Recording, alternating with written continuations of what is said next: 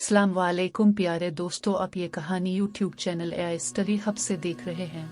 यूसुफ आज फिर काम से देर से आया था। अलबत्ता वो अपने बेटों के लिए खिलौने लाना नहीं भूला था। अब वो उन्हें खेलते देखकर खुश हो रहा था और कभी कभी उनके साथ खेलने भी लग जाता। फायजा जो खाना पकाने में मसरूफ थी, अचानक इसकी नज़र अपनी बेटियों ईशा और फजर पर पड़ी, जो हसरत भरी निगाहों से बाप और भाइयों को देख रही थी। फायजा इतनी दूर बैठकर भी उनकी आंखों के आंसू देख सकती थी।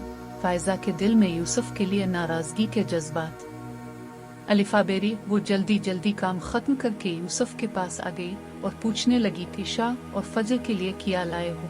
यूसुफ ने हैरानी से फायजा की तरफ देखा और कहने लगा, मैं उनके लिए क्या लाता, रास्ते में मुझे निहाल और बिलाल के लिए खिलौने नजर आए तो उनके लिए मैंने खरीद लिए। ये सुनकर फायजा को बहुत गुस्सा आया और इन दोनों की लड़ाई हो गई। हर दफा यूं ही होता, यूसुफ निहाल और बिलाल के लिए जरूर कुछ ना कुछ लाता, मगर बेटियों के लिए शाजू नादिर ही कभी कोई चीज लाता था। फायजा को अब यकीन होता जा रहा था कि यूसुफ बेटियों की निस्बत बेटों से ज्यादा प्यार करता है और ईशा और फजर बाप के प्यार को तरसती हैं। ये सोच फायजा के दिल और दिमाग पर इस तरह हावी हुई कि इसके दिल में निहाल और बिलाल के लिए शदीद नफरत पैदा होने लगी।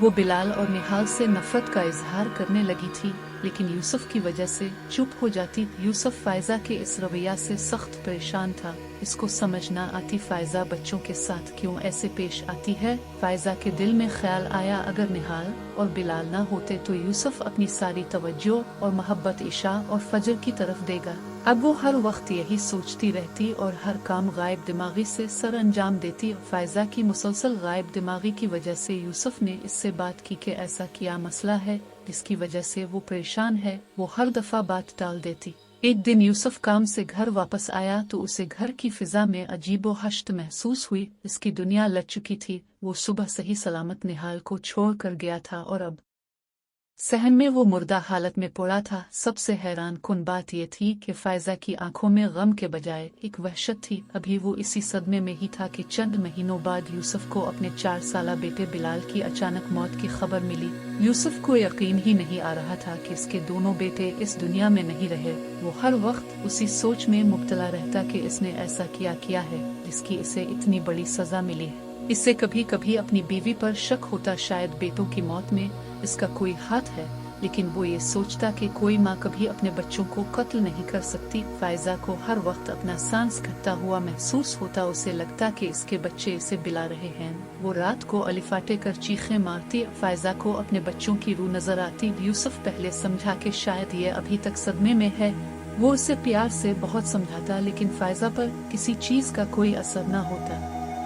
फायजा की हालत दिन ब दिन बिगड़ती जा रही थी। यूसुफ ने काफी इलाज करवाया, लेकिन बेसूद रहा। यूसुफ ने कुछ अरसे के लिए घर से कहीं दूर जाने का प्रोग्राम बनाया ताकि फायजा को जल्द अज जल्द इस सदमे से बाहर निकाला जा सके, लेकिन फायजा की सेहत पर कोई खातिर खा असर न हुआ। एक रोज फायजा गहरी सोचों में गुम थी। यूसुफ काफी देर से इसे नॉर्मल करने की कोशिश कर रहा था। अचानक वो पूछने लगी, क्या तुम अपने बेटों से बहुत प्यार करते थे? हाँ, मैं अपने बच्चों से बहुत प्यार करता हूँ, मगर तुम ये क्यों पूछ रही हो? अगर तुम्हें पता चले कि तुम्हारे बच्चों को किसी ने कत्ल किया है तो तुम क्या करोगे? मैं 1 मिनट भी नहीं सोचूंगा और वैसे ही का कत्ल करूंगा जैसे इसने मेरे बच्चों का किया। इस रोज के बाद फायजा मजीद जहनी दबाव का शिकार हो गई। अब वो हज़ियानी कैफियत में अपने बेटों को याद करते हुए ऐसी बातें करती जिनसे यूसुफ के दिल में फिर शक पैदा होने लगा। एक दिन यूसुफ मामूल से जल्दी घर आ गया। फायजा एक ऊंचे टीले पर बैठी आदेर अलिफादेर देख रही थी कि अचानक इसकी नजर ईशा और फजर पर पड़ी, जो अपने बाप के साथ खेलने में मसरूफ थी। ये देखकर फायजा को खुशी महसूस हुई, साथ ही साथ इसे अपने बेटों की शदीद कमी भी महसूस हुई। इसे हर जगह निहाल और बिलाल की आवाजें और शोले नजर आने लगे। इसे अपना दिमाग फटता हुआ महसूस हुआ।